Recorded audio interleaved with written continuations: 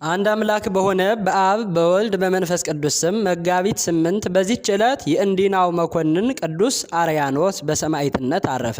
ይህም እንዲህ ነው።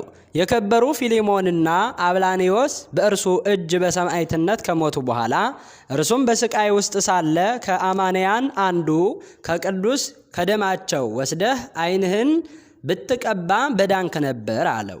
ያን ጊዜም ከደማቸው ወስዶ ዓይኑን ቀባ፣ ወዲያው ድኖ ፈጥኖ አየ። ከዚያ በኋላ በቅዱሳን ላይ ባደረገው ክፉ ሥራ ሁሉ በድንቁርናውም ምሕረት የሌለው ስቃይ ስላሰቃያቸው ታላቅ ጸጸት ተጸጽቶ አዘነ። ተነስቶም ጣዖታቱን ሰበረ። በክብር ባለቤት በጌታችን ኢየሱስ ክርስቶስም አምኖ ምእመናንን ማሰቃየቱንም ተወ። ዲዮቅልጥያኖስም ወሬውን በሰማ ጊዜ ጭፍሮቹን ልኮ ወደ እርሱ አስመጣው። በምን ምክንያት አማልክትን ማምለክ እንደተወ ጠየቀው። እርሱም በቅዱሳን ሰማዕታት እጅ እግዚአብሔር የሚሰራውን አስደናቂዎች ተአምራት ሊነግረው ጀመረ። ሕዋሳቶቹንም እንዲቆራርጧቸው በየአይነቱ በሆነ ስቃይም ሲያሰቃያቸው ያለምንም ጉዳት ጤነኛ ሆነው ተመልሰው እንደሚነሱ ዲዮቅልጥያኖስም የተአምራትን ነገር ስለነገረው ተቆጣ። ጽኑ የሆነ ስቃይም እንዲያሰቃዩት አዘዘ።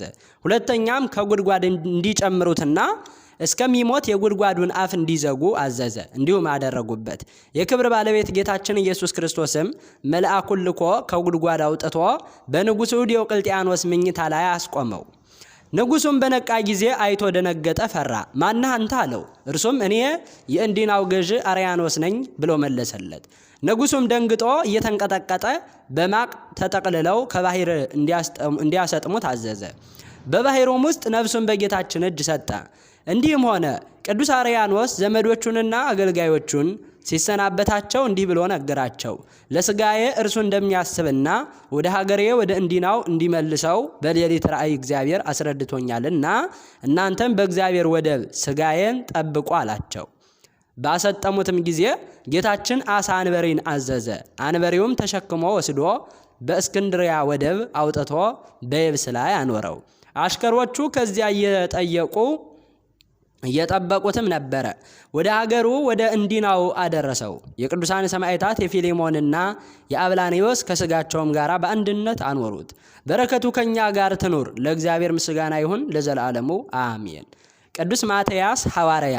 በዚህችም ዕለት ደግሞ በአስቆሮቱ ይሁዳ ፈንታ የተሾመ ከ12ቱ ሐዋርያት የአንዱ ሐዋርያ የማትያስ የዕረፍቱ መታሰቢያ ሆነ።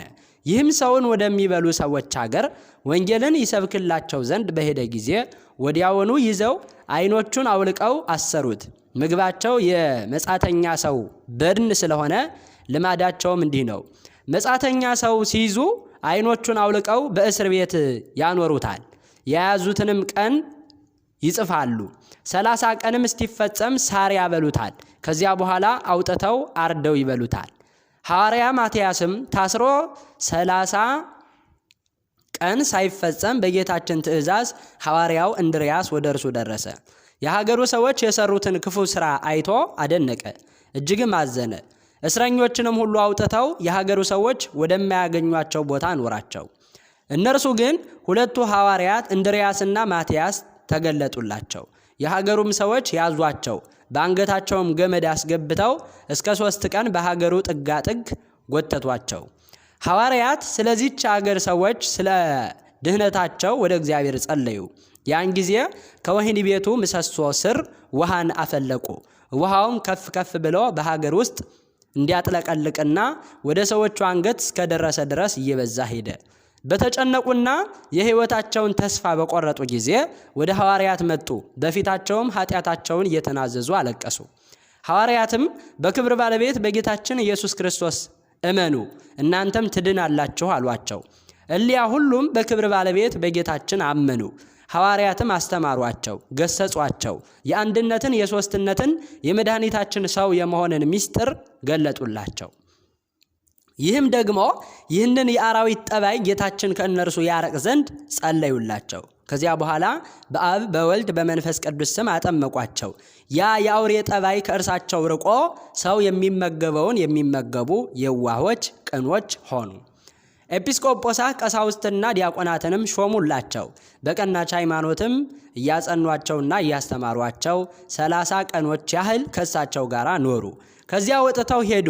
የሀገሩ ሰዎች ግን በሌላ ጊዜ ወደ እነርሱ እንዲመልሱላቸው ሐዋርያትን ለመኗቸው። ሐዋርያ ማትያስም ግን ወደ ደማስቆ ከተማ ገብቶ በክብር ባለቤት በጌታችን ኢየሱስ ክርስቶስ ስም ሰበከ። የአገርም ሰዎች ይዘው በብረት አልጋ ላይ አስተኝተው ከበታቸው 6 ቀን 6 ሌሊት እሳት አነደዱ። ሊያዩትም ወደ እርሱ በመጡ ጊዜ ፊቱ እንደ ፀሐይ ሲያበራ አገኙት። ስጋውንም ሆነ የራስ ጠጉሩን ወይም ልብሶቹን ምንም እሳት አልነካውም። እጅግም አደነቁ።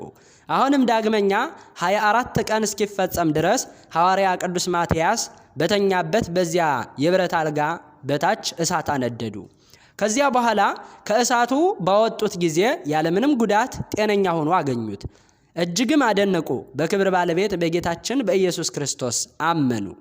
እርሱም በአብ በወልድ በመንፈስ ቅዱስ ስም አጠመቃቸው። ካህናትንም ሹሞላቸው። በቀናች ሃይማኖትም እያጸናቸው ከእርሳቸው ጋር ኖረ። ከዚያም ተነስቶ ስሟ ፊላዎን ወደሚባል ከአይሁድ አገሮች ወደ አንዲቱ ሄደ። በዚያም በጎ እረፍትን አረፈ። ስጋውንም በመልካም ቦታ አኖሩ። ከስጋውም በሽተኞችን በመፈወስ ታላላቅ የሚያስደንቁ ተአምራት ተገለጡ። ልዩ የሆነች በረከቱም ከኛ ጋር ለዘላለሙ ትኑር አሜን። ቅዱስ ዮልዮስ ሊቀ ጳጳሳት። በዚህችም ቀን ደግሞ በእስክንድሪያ ለተሾሙ አባቶች ሊቃነ ጳጳሳት 11ኛ የሆነ የእስክንድሪያ ሊቀ ጳጳሳት ቅዱስ አባት አባ ዮልዮስ አረፈ። ይህም አባት አስቀድሞ በእስክንድሪያ ቄስ ሆኖ ነበረ። እርሱም ባለበት ዘመን በግብፅ ሀገር እንደ እርሱ ያለ የሌለ አዋቂ ብልህ የሆነ ምሁር ነበረ። የክብር ባለቤት በሆነ በእግዚአብሔርን ፈቃድ በእስክንድሪያ ሊቀ ጵጵስና ተሾመ። ብዙዎች ድርሳናትን ተግሳጻትን ደረሰ። የሹመቱም ዘመን ሰላም የሰፈነበት ነበረ። በቀናች ሃይማኖትም ይጸኑ ዘንድ ሕግና ሥርዓትንም ሁሉ እንዲጠብቁ ሕዝቡን ሁልጊዜ ይመክራቸውና ያስተምራቸዋል። በወንጌላዊው ማርቆስ ወንበር 10 ዓመት ከኖረ በኋላ በሰላም በፍቅር አረፈ። በረከቱ ከኛ ጋር ትኑር ለዘላለሙ አሜን። መጋቢት 8 ቀን የሚከበሩ ዓመታዊ የቅዱሳን በዓላት: ቅዱስ ማትያስ ሐዋርያ ከ12ቱ ሐዋርያት፣ ቅዱስ አርያኖስ ሰማዕት በዘመነ ሰማዕታት ብዙ ክርስቲያኖችን ያሳድድ የነበረና ጌታ በንስሐ የጠራው፣ ቅዱስ ዮልዮስ ሊቀ ጳጳሳት። ወርሃዊ በዓላት: ቅዱስ ሙሴ ሊቀ ነቢያት፣ ኪሩቤል አርባዕቱ እንስሳ፣ አባ ብሶይ ቢሾይ፣ አቡነ ኪሮስ፣ አባ ሳሙኤል ዘደብረ ቀለሞን። እንዲህም ብለው ጸለዩ። አቤቱ ልብን ሁሉ የምታውቅ አንተ ከእነዚህ ከሁለቱ የመረጥከውን አንዱን ግለጥ። ዕጣ አጣጣሏቸው። ዕጣውም በማትያስ ላይ ወጣ። ከ11ዱ ሐዋርያት ጋርም ተቆጠረ።